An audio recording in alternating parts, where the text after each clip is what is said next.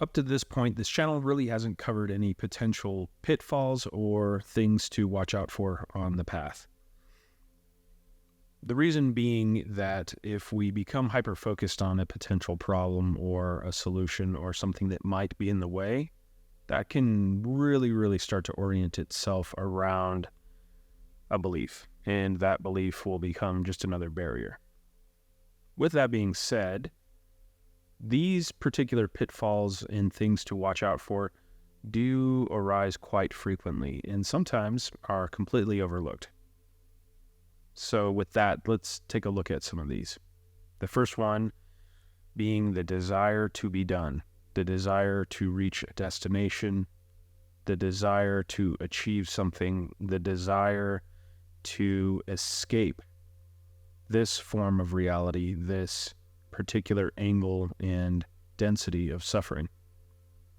If we settle with that for just a little bit and we become very still, it becomes really clear that the desire to be done it's obscured. We actually don't want to be done, because done means done. It means no more curiosity, no more exploration, no more experience, no more anything. We don't necessarily really want that. And just a reminder, awakening is but the beginning. We want to begin to live freely. That is how this seems to go. That is how the snowball rolls over the very edge of the hill and then begins to roll on its own. We want to start living.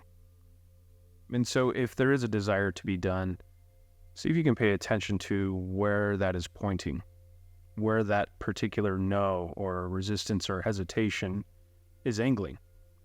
The desire to be done is another form of escape, and escape has been the resistance and the avoidance from the beginning. It's not really escape that we want. If you allow yourself to sit in the resonant frequency of this universe, you will begin to feel that everything is okay. We want to be one with everything. That's it. We want to be immersed. We want to begin. So if the desire to be done arises, pay close attention to that. See if you can point to those particular thoughts and see what the sensation is saying. See what feeling is underneath and allow yourself to be still. There might be something there. This isn't about peace. This isn't about happiness. This is not about joy. The most honest way to describe any of this is to be completely immersed and to be completely with this as it is. To accept everything exactly as it is, with no rejection of this reality. Sit with that for a little bit. Another thing that tends to arise quite a bit is envy or a sense of competition. This external comparison with other people's experiences. Something that is heard here quite often is, it seems like everyone else around me is waking up, and why not me? This is probably oriented around being at the center of the universe, feeling like there is a center of experience, and that is the self. You know, one way to look at this, just to get really clear, is similar to the authenticity videos. If we were to look at all of humankind like a beam of white light hitting a prism and distributing colors in this particular area over here, even these particular aspects of color are the same thing as the white light. Every human being is a shade. And so what might work for yellow, what experience yellow might have, seems to be unique for yellow. So if you are green, then the only thing that exists is what exists for green. I know that seems a little trite, seems a little simplistic. Yet that's kind of the way it goes. This is a very personal path until it's not personal. This is very much about what seems to be ourselves, or this internal world, until there is no internal world. It's strange this way. It's filled with contradictions and paradox. Ultimately, this external comparison to look at levels of awakening, to look at these experiences and feel a sense of missing out, that can ultimately lead to a sense of competition, and it pervades all over. It is co-opted in all sorts of spiritual circles, religions, dogmatic traditions, doctrines, etc., etc. This is also one of the potential pitfalls with any sort of spiritual community, because something happens where the ego wants to keep up with the Joneses. There is no one out there. There is no experience out there that you are missing out on. The only thing that you might be missing is the attention to right here, right now, to this at its most intimate, engaged level. Really, really listen to that. Listen very closely.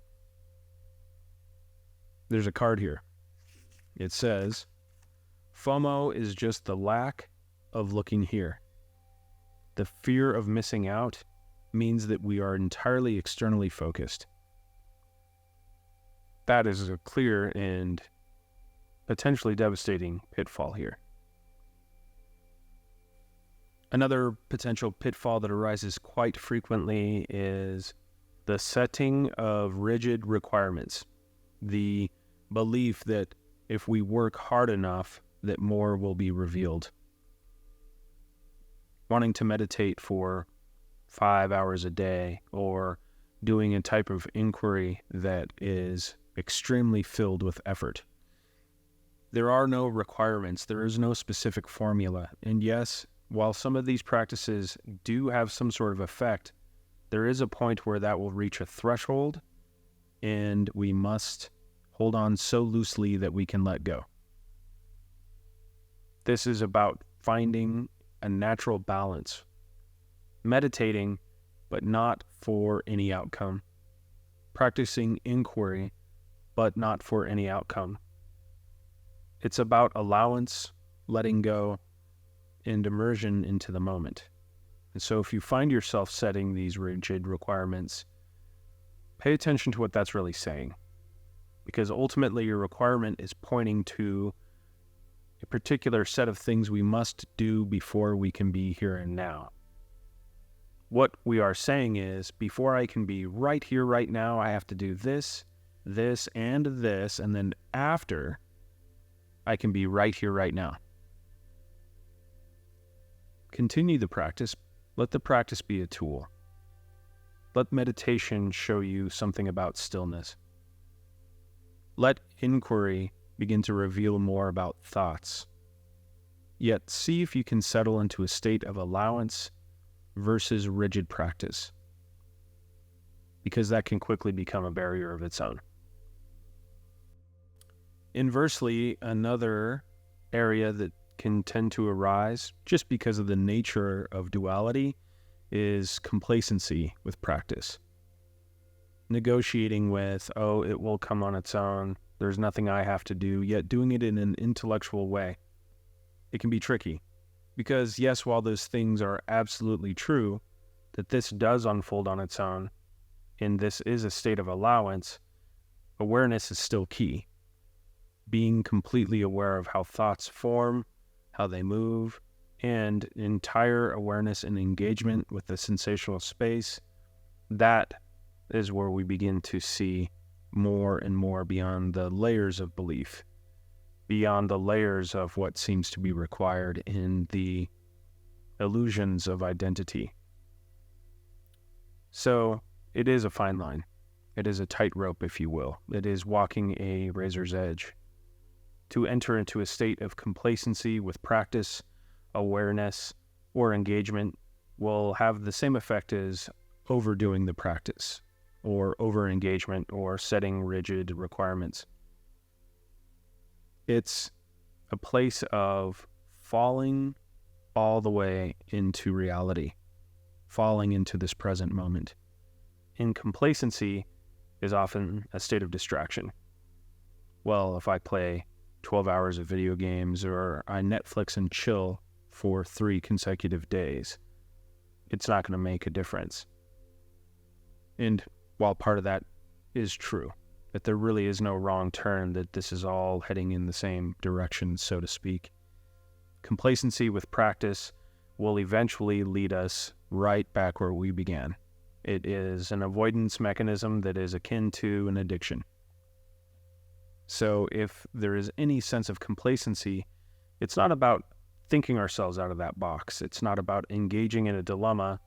It is just pushing towards something that might be slightly uncomfortable to pay attention to that space.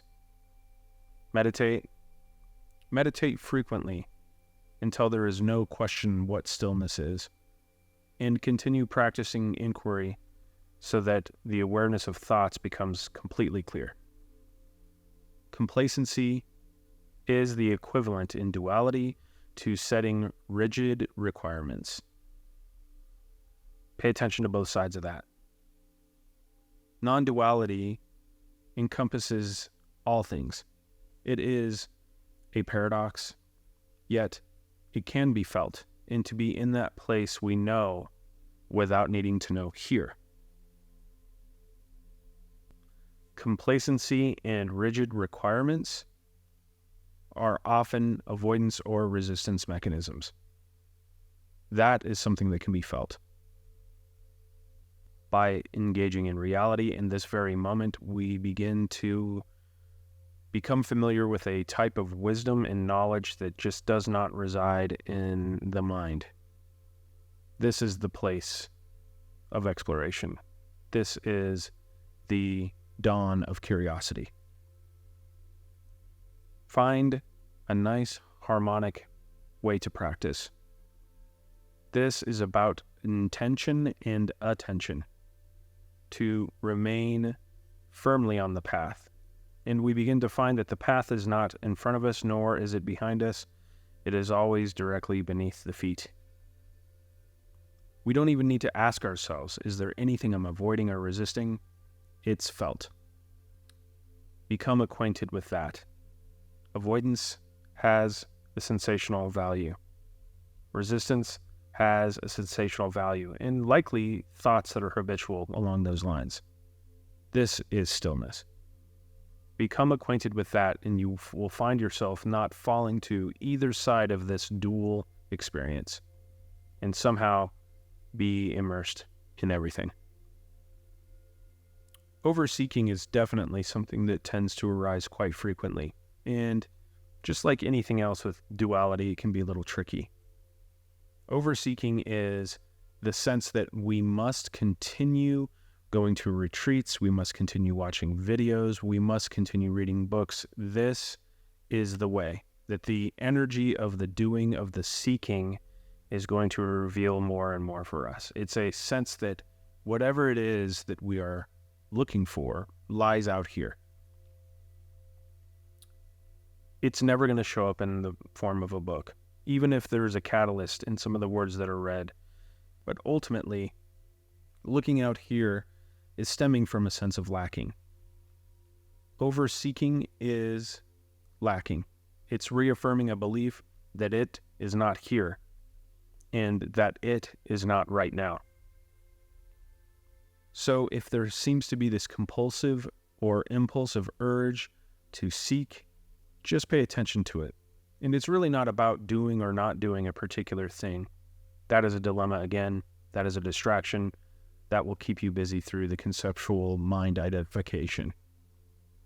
Instead, just pay attention to when it comes up and what lies right here. What wants to be overlooked?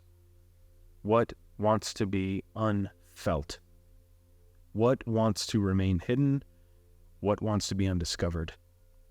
And you might begin to find particular thoughts associated with that, particular beliefs that begin to arise. Overseeking is an addictive behavior. It is a sense that we must move out into the realm of the outer world to find a missing piece, because there's just a sense that something is missing. Until that sense of something is missing begins to dissolve into this present moment, then lacking will drive the seeking machine. So, see if you can pay attention to that. The fine line here is there is a place of play.